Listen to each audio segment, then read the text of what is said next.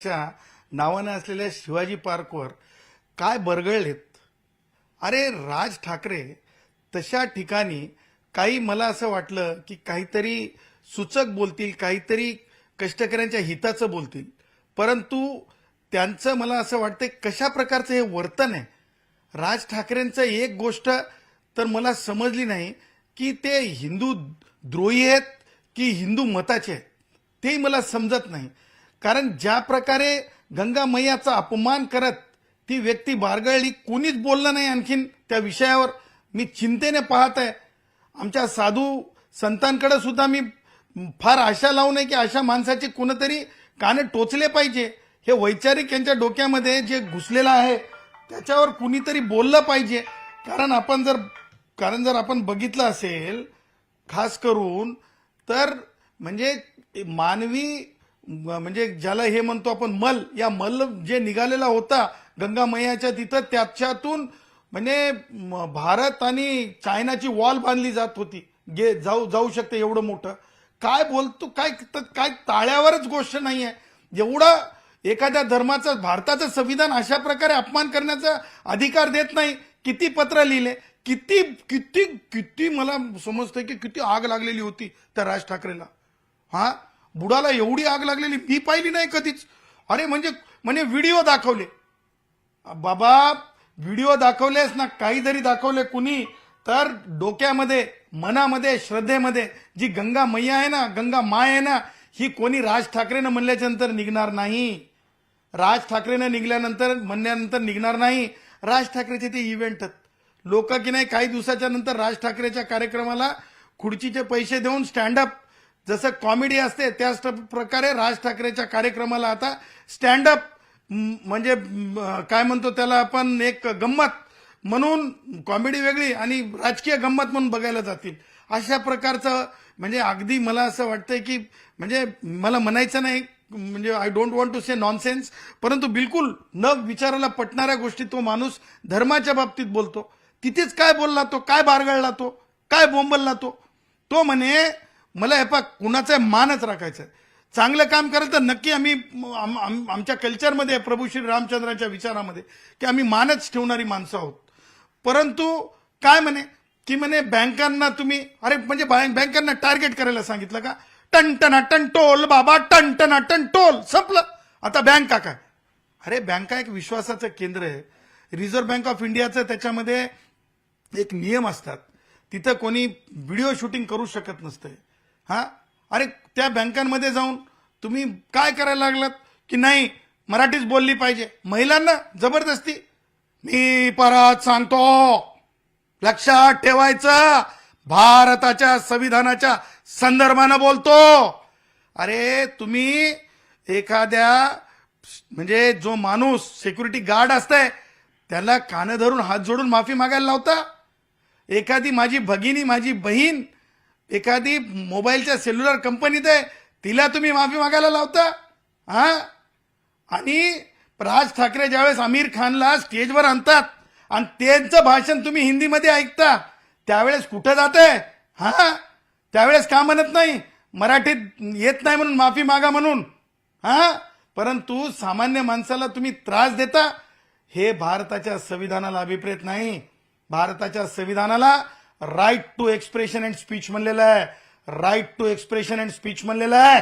तीनदा म्हणून सांगतो, right to expression and speech म्हणलेलं आहे. त्याचा अर्थ काय? संविधानानं मला दिलेला तो अधिकार आहे.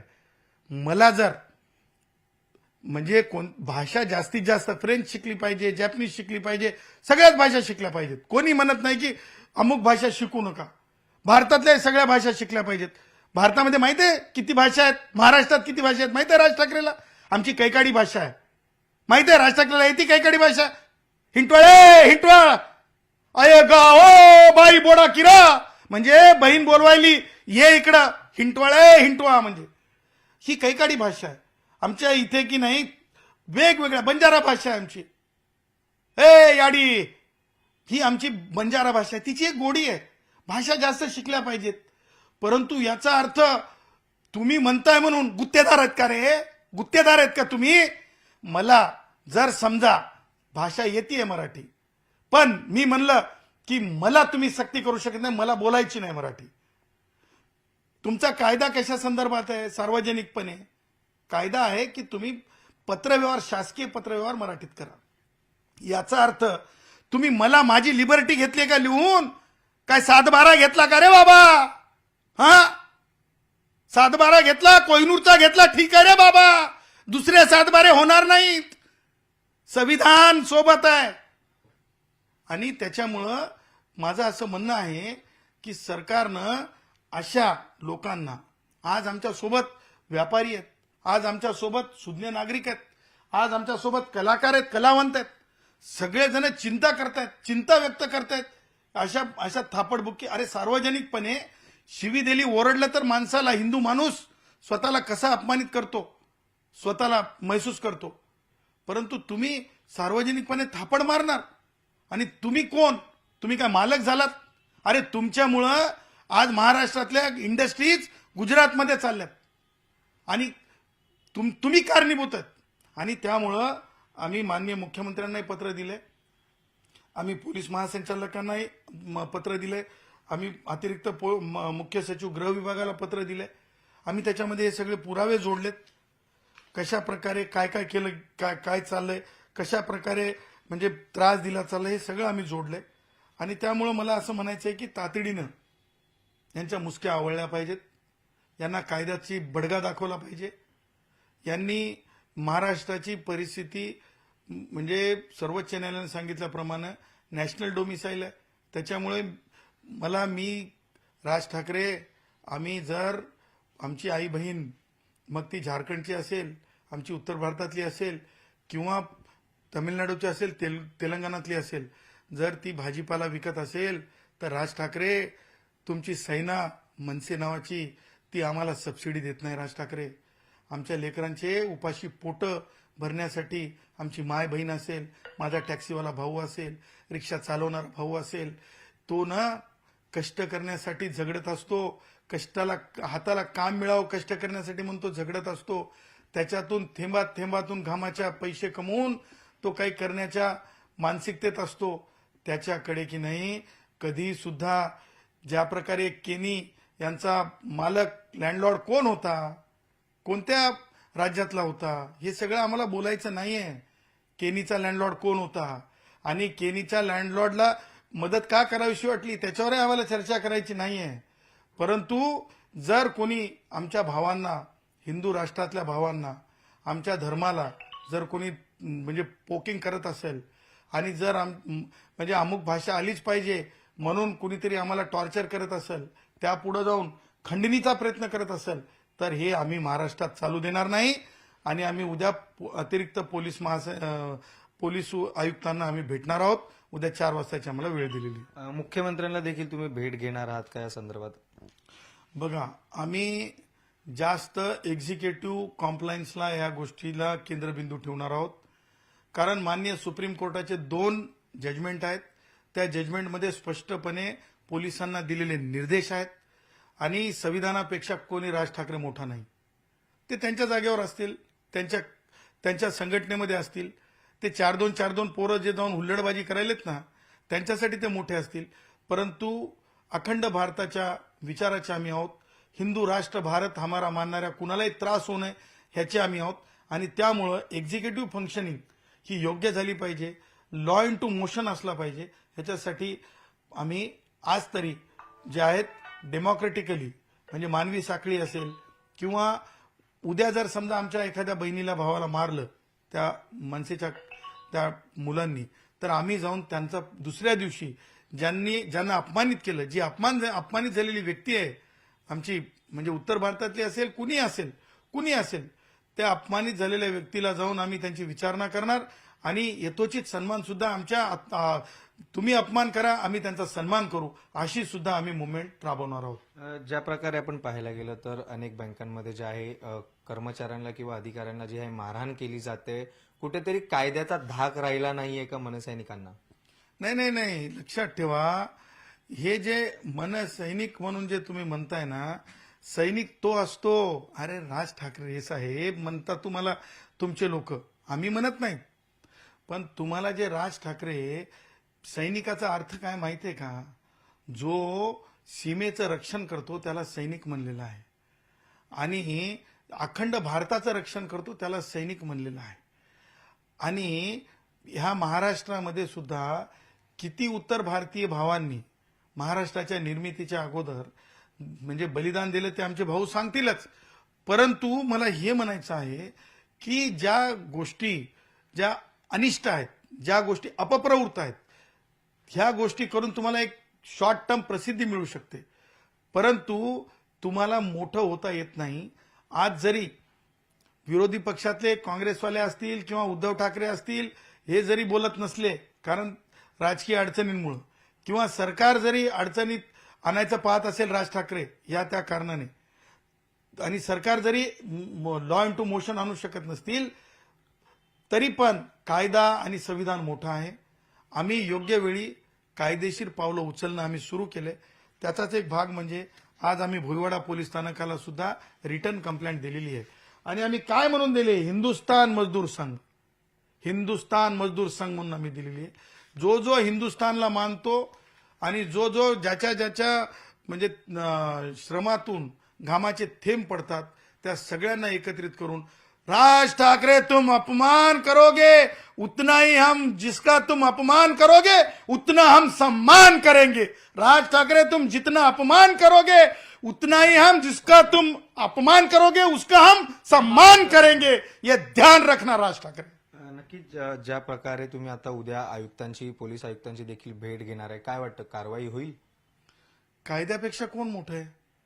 पोलिसांना आम्ही म्हणजे भारताच्या संविधानातून दिलेले न्यायमूर्तींचे जजमेंट दाखवणार. माननीय न्यायमूर्ती डॉक्टर चंद्रचूडांची, माननीय न्यायमूर्ती जस्टिस खानविलकरांची, माननीय न्यायमूर्ती दीपक मिश्रा यांची ती जजमेंट आहे. त्याच्यानंतरची भिल वर्सेस स्टेट ती सुद्धा एक जजमेंट आहे.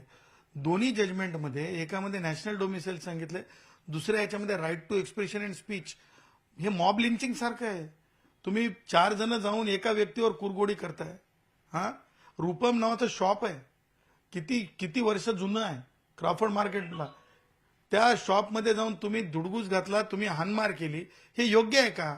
हे हे हे न्याय संमत आहे का? या सगळ्या गोष्टी आम्ही पोलिसांसमोर ठेवणार आहोत आणि नुकसानही ठेवणार आहोत पोलिसांसमोर की उद्या काय नुकसान होऊ शकते. आणि कारवाई होणार. कारवाई कशी नाही होणार? कारवाई होणार आणि कायदेशीर पावलं उचलल्याच्या नंतर नक्की कारवाई होणार. नक्कीच सर, एक वेगळा प्रश्न असा आहे की नुकतेच अंजली दमानिया यांनी जे आहे काल संध्याकाळी मंत्रालयात चंद्रशेखर बावनकुळे जे मंत्री आहेत त्यांची देखील भेट घेतली आणि अनेक शेतकऱ्यांचे प्रश्न जे आहेत म्हणजे त्यांच्या जमिनी लाटल्या गेलेल्या आहेत, अनेक प्रश्न जे आहेत त्यांनी त्यांच्यासमोर मांडले. काय यावरती तुमची प्रतिक्रिया? कारण तुम्ही देखील एक कायद्याचे अभ्यासक आहात. अंजली दमानियांना शेतीचे प्रश्न, त्यांनी स्वतःपासून शेतीच्या बाबतीतला न्याय काय त्यांनी स्वतःच्या पासून काय केलेलं आहे ते लक्षात घ्यावं. बघा, आणि माननीय बावनकुळे साहेबांच्या बाबतीत सांगायचं तर ते अगदी सामान्यातल्या सामान्य व्यक्तीला भेटतात.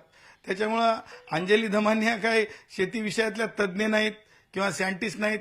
त्यांच्या भेटीला मला असं वाटतंय की त्यांना न्यूजमध्ये राहायची एक हॉबी आहे, त्या हॉबीचा तो पार्ट होता.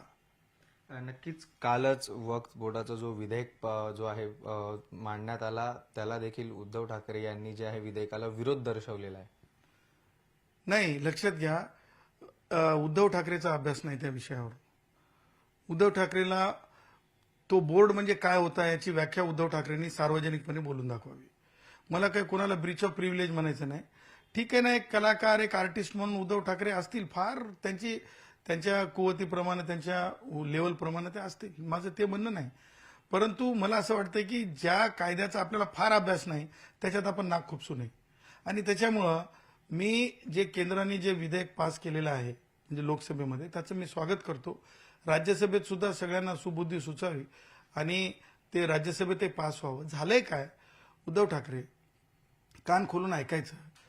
अशा अनेक जमिनी आहेत, जसं की नांदेड जिल्ह्यात आहेत, अनेक ठिकाणी आहेत. त्या जमिनी आहे ना, नुसतं त्या बोर्डाच्या, वक्फ बोर्डाच्या नावाखाली जे आहेत. कायदा काय आहे हो? जो वाईल त्याची जमीन आहे की नाही मला सांगा. मग हे कुठून आलं हे?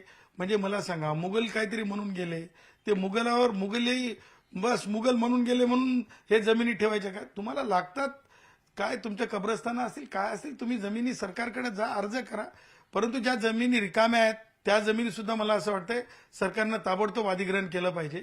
वकफच्या नावावर मी तर म्हणतो कायदा बनवून सुद्धा थांबायचं नाही. त्या जेवढ्या जमिनी वकफच्या नावावर रिकाम्या आहेत त्या सगळ्या जमिनी ताब्यात घेतल्या पाहिजे. नुसत्या ताब्यात नाही घेतलं पाहिजे, सर्व हिंदू राष्ट्रातील सर्व जाती धर्माच्या लोकांसाठी हॉस्पिटल, शाळा बांधल्या पाहिजेत. हे नाहीतर की नाही प्रत्येक ठिकाणी ये मेरा वो मेरा ये मेरा. अरे भाई, ये सब भारत के संविधान का है. तुम संविधान से कोई भी बड़े नहीं हो. मुल्ला असो की मामू असो, कोणी सुद्धा संविधानापेक्षा मोठा नाही, आणि उद्धव ठाकरे सुद्धा नाही. नक्कीच बीडमध्ये देखील काही दिवसांपूर्वी जे आहे 2 गटात तुरुंगात जे आहे मारहाण होताना आपल्याला पाहायला मिळाली. तुम्ही एक अभ्यासक आहात, कायद्याचा तुम्हाला अधिक अभ्यास आहे. ज्या प्रकारे मारहाण झाली ती तुरुंगात योग्य आहे का? पहा, ते काय दमानिया किंवा यांना मला माहिती नाही. हे खरं तर wilful disobedience with the court of law आहे. कारण जे माणसे जेलमध्ये असतात ते ज्युडिशियल कस्टडीमध्ये असतात आणि त्याची निगराणी मान्य हायकोर्ट आणि Maharashtra state human rights commission पाहत असते. त्याच्यामुळं त्या संस्था आहेत. म्हणजे केवळ आपण काहीतरी बोलावं रील्स येण्यासाठी किंवा माध्यमांवर तुम्ही लोकांनी गोडावून ठेवले काही लोकांना, त्यांना दिसण्यासाठी म्हणून ते सगळं बोलत राहतात. आणि मला असं वाटतं झोप येत नसावी त्यांना. हे तुमची जर चॅनल्सवरल्या बातम्या स्वतःच्या त्यांनी नाही बघल्या तर त्यांना झोप बी येत नसेल. आणि मला असं वाटतंय की आता बूम आणि चॅनल्स त्या काही म्हणजे मला म्हणायचं नाही.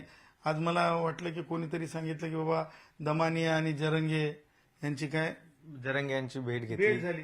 आता एका माळेचे मनी म्हणलं तर काय वावगं ठरणार आहे आमच्या गुराखी भाषेमध्ये. एका माळेचे मनी. मला असं वाटतंय गॉडफादर सुद्धा हळूच बाहेर येतील. हा, नक्कीच तुम्ही आता जसं म्हटलात की त्यांची भेट झालेली आहे, काय चर्चा झाली असेल, तुम्हाला काय वाटतं? काय आता राष्ट्रवादी काँग्रेसचे वयोवृद्ध पुढारी शरद पवार यांचे विचार किती तुम्ही पाझरले आणि मी किती पाझरले, याच्यामध्ये पाझरले किती पाझरले. राष्ट्रवादी काँग्रेसचे वयोवृद्ध पुढारी शरद पवार यांचे जरंगेनं किती पाझरले विचार आणि दमानियांनी किती पाझरले विचार. पाझरले